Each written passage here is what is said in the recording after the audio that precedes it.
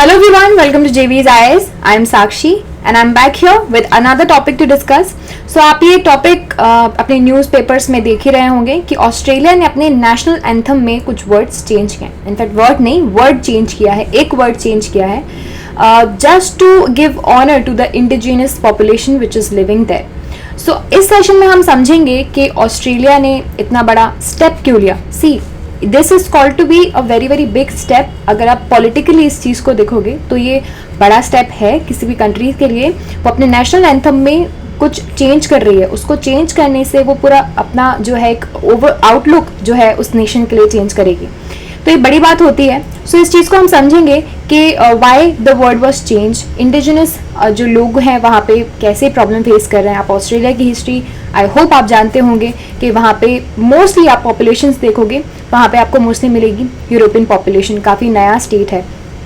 तो लेकिन यही जो बात है कि जो इंडिजिनस पॉपुलेशन है वहाँ की क्या क्या चीज़ें फेस कर रही हैं, अब तक क्या क्या वहाँ पे हिस्ट्री रही है इसके बिहाफ में, एवरीथिंग विल बी डिस्कस्ड. ये सारी चीज़ें हम इस सेशन में समझेंगे. ठीक है, स्टार्ट करते हैं. स्टार्ट करने से पहले जेवीज के प्रीमियम कोर्सेज के बारे में बताना चाहूँगी. These are the courses which are available at the JV's platform. इनको आप ज्वाइन कर सकते हैं if you are preparing for UPSC 2021. Super 50 programme है. It is for 2 years you can join. Mains guidance programme is there. Mentorship programme है. Integrated GS courses हैं and individual courses भी हैं. आप इनको ज्वाइन कर सकते हैं अगर आप 2021 के लिए प्रिपेयर कर रहे हो. जेवीज के ऐप को डाउनलोड कर लीजिए. बड़ा ही अच्छा ऐप है. यहाँ पे आपको एमसीक्यूज, बहुत सारे माइंड मैप्स, मैगजीन्स, डीएनए, बहुत सारे सेशंस मिलेंगे जो कि आपके एग्जाम के लिए हेल्पफुल रहेंगे. गूगल प्ले स्टोर से, ऐप स्टोर से कहीं से भी डाउनलोड कर सकते हैं. For any other information you can contact on this number and you can always visit to the website www.jatinverma.org. And देखिए, these are 2 टेलीग्राम चैनल. इनको आप ज्वाइन कर सकते हो for the classes, alerts and the PDFs of the DNA. चलो अब हम start करते हैं हमारा सेशन. सो ऑस्ट्रेलिया ने चेंज किया है एक वर्ड अपने नेशनल एंथम में एंड उनके प्राइम मिनिस्टर का कहना है that reflects the spirit of unity and the countries indigenous population. और इंडिजिनियस पॉपुलेशन जो है उनको ही ऑनर करने के लिए एक वर्ड चेंज किया है. क्या वर्ड चेंज किया? देखिए, सेकेंड लाइन है इनके नेशनल एंथम की, for we are young and free. ठीक है, यहाँ पे यंग को हटा के यहाँ पे इन्होंने कर दिया है one. For we are one and free. See ये वर्ड जो है वो काफ़ी कुछ डिनोट करता है ऑस्ट्रेलिया के बारे में. ठीक है, जैसे कि हमारे नेशनल एंथम में हमारी एक एक लाइन बहुत मैटर करती है हमारे लिए. ठीक है, तो वैसे यहाँ पे यंग यानी कि इसका मतलब ये हुआ ये स्टेट जो यंग है यानी कि अभी अभी एस्टैब्लिश हुआ है. इसकी हिस्ट्री जो पास्ट है इसको इन लोगों ने क्या कर दिया, ओवरलुक कर दिया बाय सेइंग यंग.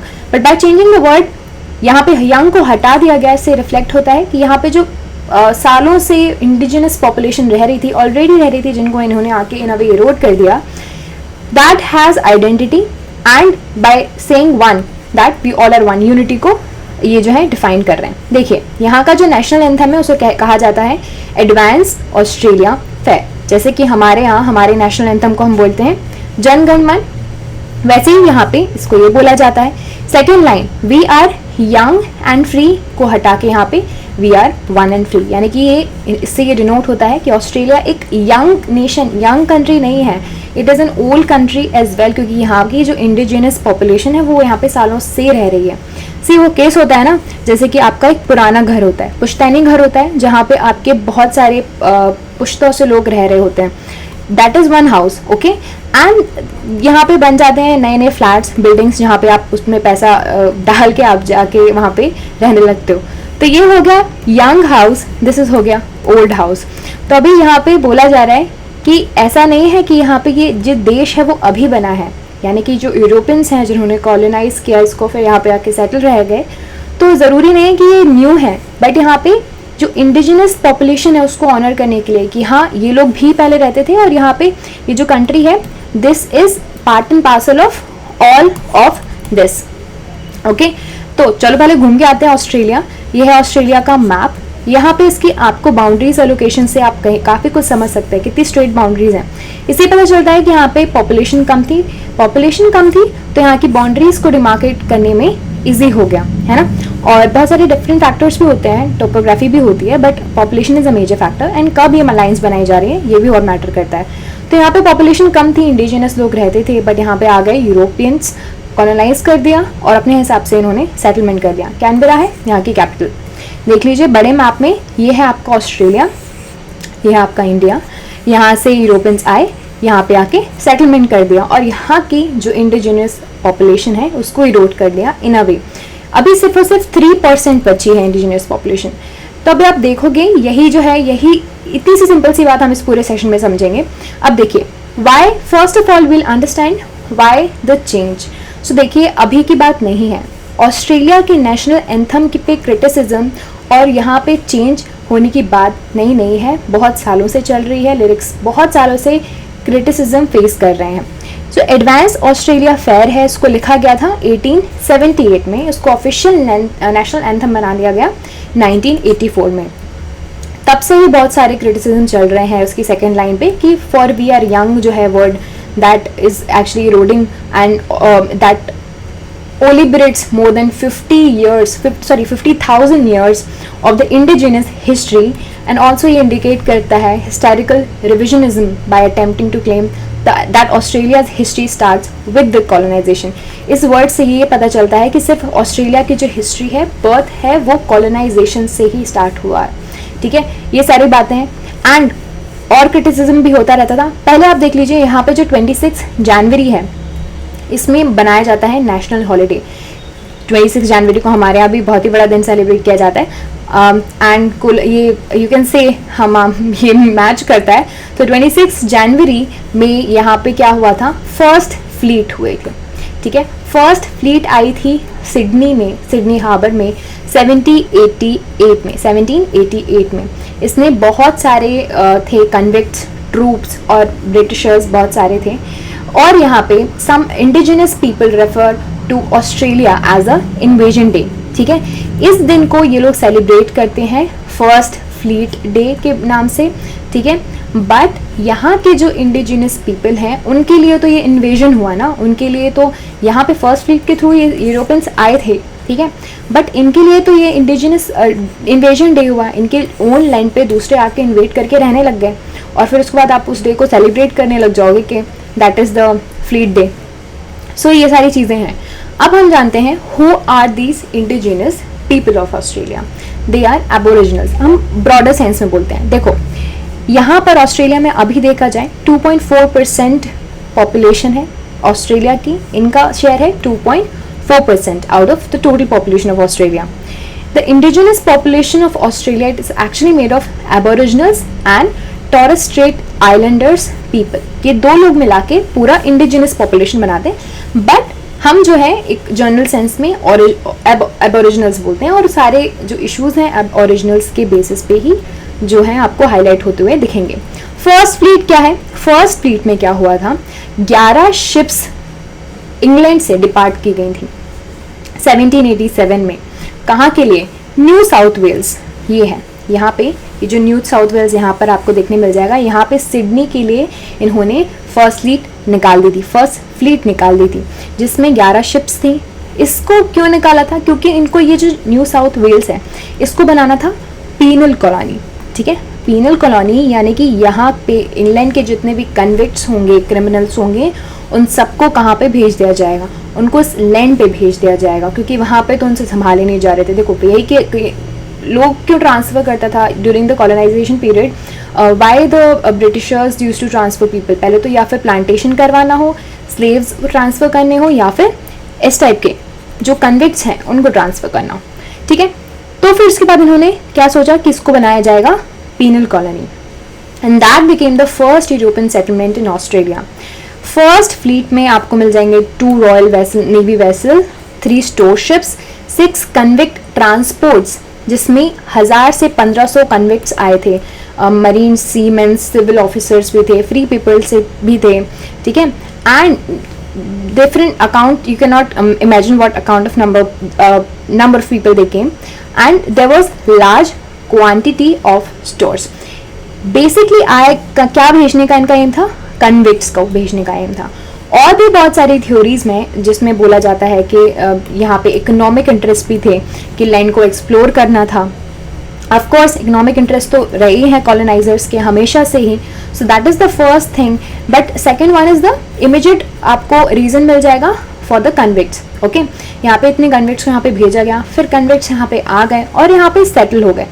बट ये जो इंडिजिनस पॉपुलेशन है ऑस्ट्रेलिया के एबोरिजिनल्स, इनने काफ़ी चीज़ें तब से फेस करना स्टार्ट कर दी। अभी आप देख लीजिए, यहाँ पे आए थे इस तरह से, और ये आपको एक इमेज के थ्रू डिनोट करते हैं कि इन्होंने अपना जो फ्लैग है यहाँ पे होस्ट कर दिया था। कॉन्फ्लिक्ट होना स्टार्ट हो गए उसके बाद, जब ब्रिटिशर्स सेटल होने लगे, कॉलोनाइज करने लगे ऑस्ट्रेलिया को 1788 में।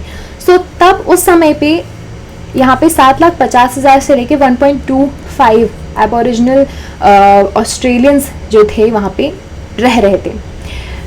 सून उसके बाद क्या हुआ, जैसे ये सारे लोग आए, बोला जाता है कि ऑस्ट्रेलिया में इन रीजन में एपिडेमिक्स आ गए और वहाँ पे बहुत सारी बीमारियाँ होने लगी। जो इंडिजिनस आइलैंडर्स थे उनको ये सारी बीमारियाँ होने लगी, और उससे बहुत एक major chunk of the population has died.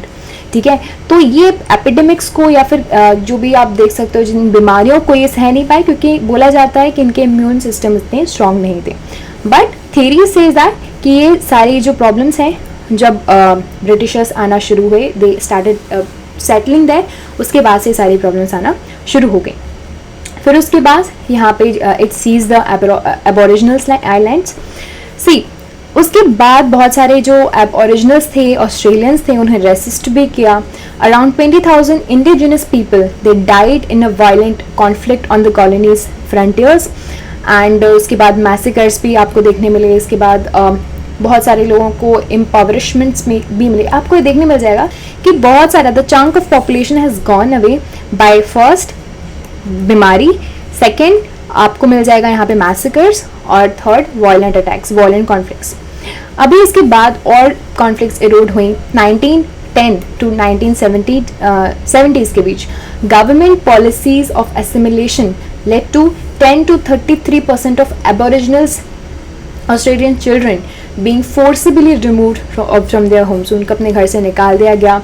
उनको बोला जाता था stolen generations, उनको adopted families को दे दिया गया, इंस्टीट्यूशन को दे दिया गया, नेटिव लैंग्वेज बोलने नहीं देते थे, उनके नेम चेंज कर दिए गए बच्चों के।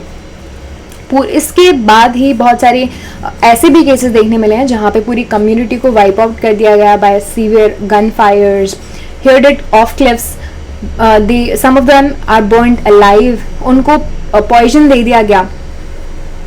स्ट्रिक्नीन करके एक पॉइजन आता है जिसको आप आज के समय में बर्ड्स को देते हो, और ये इस तरह का पॉइजन है, या फिर आप बोल सकते हो इस तरह का ड्रग है जो कि आपको बहुत ही पेनफुल मौत देता है। ठीक है, तो ये सारी चीज़ें देते थे जिसकी वजह से इन सबको एरोड कर दिया गया था। सो दैट इज़ हाउ कि जो पॉपुलेशन है इंडिजिनस एबोरिजिनल्स हैं, ये सारी चीज़ें फेस करते आए थे। और अब मात्र आप अराउंड 3% आप पॉपुलेशन देखोगे ऑस्ट्रेलिया में एबोरिजिनल्स की। सो इसी की वजह से यहाँ पे आपको बहुत सारे इंस्टांसेस भी देखने मिल जाते हैं। स्टूडेंट जनरेशन्स के लिए यहाँ पे गवर्नमेंट ने अपॉलॉजी भी रखी थी, बोला था कि that was a wrong act. तो ये सारी चीज़ें देखने मिल जाती हैं। एक इंडिजिनस पॉपुलेशन पे थ्रेट आया था after the invasion, you can say after the colonization, but a large chunk of people they settled there, European people they came here and settled there. अभी कॉमनवेल्थ नेशन है, और यहाँ पे अभी बहुत बड़ा मेजर चेंज आपने देखने मिला क्या कि यहाँ पे इन्होंने नेशनल एंथम में एक बहुत ही मेजर चेंज किया है to honour the indigenous population. A small steps make a big impact of course, but यहाँ पे बहुत सारे क्रिटिक्स भी हैं जो इस स्टेप के लिए भी क्रिटिसाइज कर रहे हैं कि इतने छोटे स्टेप से कुछ हो नहीं जाएगा, एक मेजर एक फंडामेंटल चेंजेस लाने की ज़रूरत है, ऐसी बातें भी चल रही हैं। So all of these things are there, and I've tried to tell you everything what was there कि कैसे नेशनल एंथम को चेंज किया गया, क्यों चेंज किया गया, एबोरिजिनल्स की क्या कंडीशंस हैं। Everything was discussed in this session. I hope आपको ये सारी चीज़ें समझ में आई हो। सो जाते जाते जेवीज़ के प्रीमियम कोर्सेज के बारे में बता दूँ। सुपर 50 प्रोग्राम है, मेल्स गाइडेंस प्रोग्राम है, मेंटरशिप प्रोग्राम है, इंटीग्रेटेड जीएस कोर्सेज हैं, इंडिविजुअल कोर्सेज भी हैं। इनको आप ज्वाइन कर सकते हैं अगर आप यूपीएससी के लिए तैयारी कर रहे हैं। तो बहुत ही अच्छे कोर्सेज हैं, इनको आप ज्वाइन कर सकते हैं। ऐप को डाउनलोड करना है, it is a very very helpful and useful app for UPSC preparation. It is an integrated app for to S UPSC. Google app Play Store से, ऐप स्टोर से, कहीं से भी डाउनलोड कर सकते हो। इस नंबर पे कांटेक्ट कर लीजिए अगर आपको किसी भी टाइप की इन्फॉर्मेशन चाहिए, और you can simply visit to the website www.jatinverma.org। So this is it for this session, guys. I hope आपको ये सारी चीज़ समझ में आई हो, and if you like this session, you can subscribe to the channel and hit the bell icon. And you can always connect us on our social media handles: Facebook, Twitter, Instagram, and Telegram. So I'll see you in the next session. Till then, take care. Bye bye.